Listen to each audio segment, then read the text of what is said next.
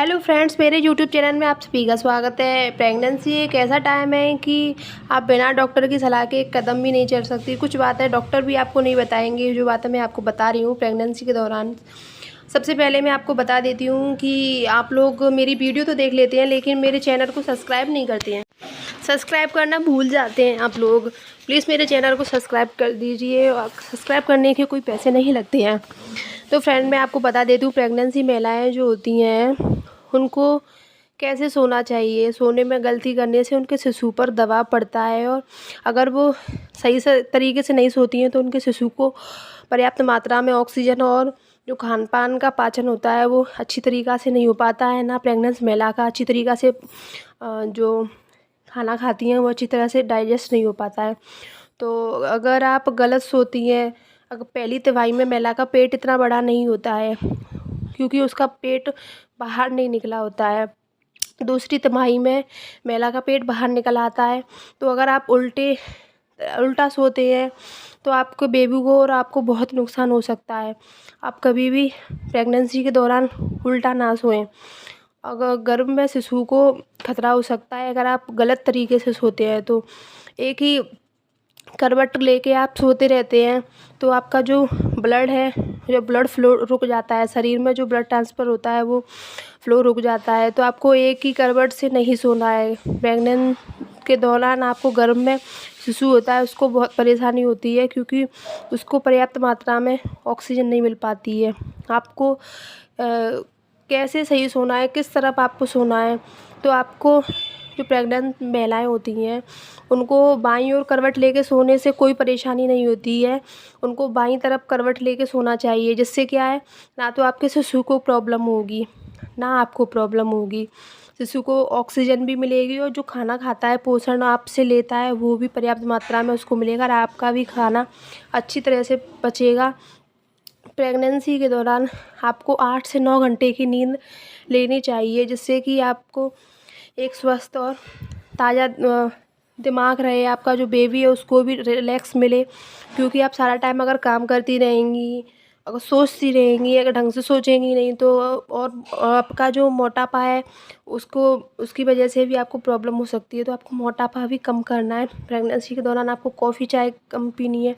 अगर आप ढंग से नहीं सोती हैं तो इस वजह से आपका बच्चा है उसको वो भी, जैसे बहुत सारे बच्चे होते हैं उनका माइंड डिस्टर्ब होता है, जैसे कि उनका अच्छे से बुद्धि का विकास नहीं हो पाता है।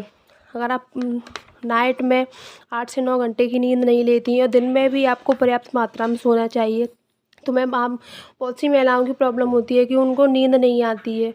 तो ये किस वजह से नहीं आती है? बहुत सी महिलाओं को हीट सी रहती है, गर्म सी रहती है, कपकपी सी रहती हैं उनको। एक तो आपको दही, अपनी डाइट में दही खाना चाहिए।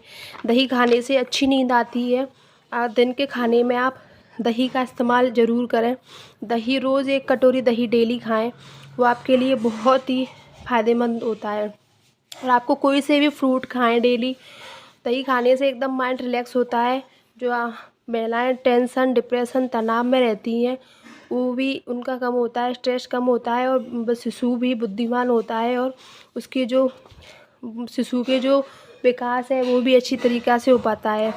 आपको दही लेना है। और आपको शाम को गुनगुना दूध, आपको अगर नींद ढंग से नहीं आती है, आपका ढंग से नींद नहीं आती है, आप सोने की कोशिश करती हैं फिर भी नहीं सो पाती हैं, तो आपको शाम को सोने से पहले गुनगुना दूध पीना है। आपको गुनगुना दूध पीने के साथ साथ आपको सोने से पहले ऑयल, कोई से भी ऑयल की मसाज करनी है। आप हाथ पैरों में ऑयल लगा के मसाज करके ही सोएं। जिससे क्या है, आप मसाज करोगे हाथों की, पैरों की, तो उससे थोड़ी बॉडी रिलैक्स होती है और अच्छी नींद आती है। और एक वॉकिंग, आपको सोने से पहले नाइट को खाना खाने के बाद रोज़ वॉकिंग करनी चाहिए। अपने घर के बाहर घूम सकते हो अगर पार्क है तो। अगर घर के बाहर पार्क नहीं है तो आप अपनी छत पे जाके घूम सकते हो।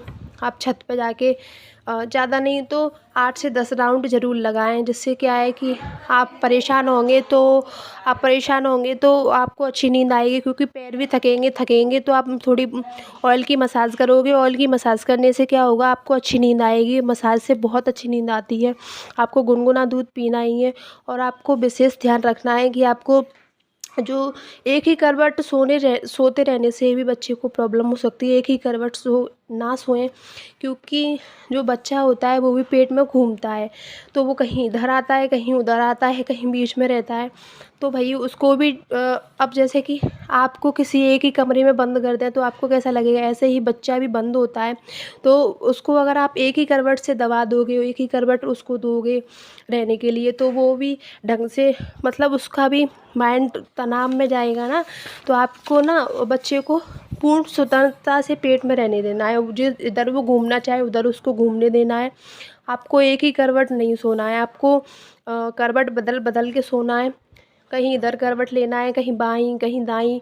आपको नाइट में काफ़ी सारी करवटें बदल के लेना है, सोना है। और आपको दूध लेना है, और दिन में आप दही खाएं, दही से बहुत अच्छा रहता है। और हरी सब्जियों का इस्तेमाल अपने विटामिन, कैल्शियम, ये सारी चीज़ें हैं, ऐसी चीज़ें खाएं जिससे कि आपको आयरन, सारी चीज़ों की पूर्ति हो, आपको ज़्यादा टैबलेट्स ना खानी पड़े। अगर आप ढंग से अभी नहीं खाएंगी तो प्रेगनेंसी के जो लास्ट मंथ होते हैं उस मंथ में डॉक्टर आपको टैबलेट्स या खून अगर कम होगा तो इंजेक्शन से दोबारा पूर्ति करेगा।